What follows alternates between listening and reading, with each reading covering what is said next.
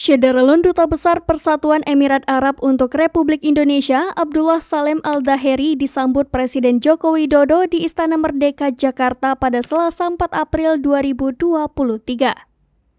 Pada pertemuan tersebut, Presiden secara resmi menyampaikan ucapan selamat kepada Syekh Khalid bin Muhammad bin Zayed Al Nahyan yang telah ditunjuk sebagai putra mahkota Abu Dhabi dan juga kepada Yang Mulia Syekh Mansur bin Zayed sebagai Wakil Presiden Persatuan Emirat Arab.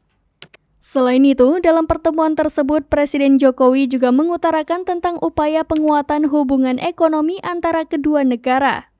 Kepala negara berharap finalisasi ratifikasi Indonesia UAE Comprehensive Economic Partnership dapat segera terselesaikan.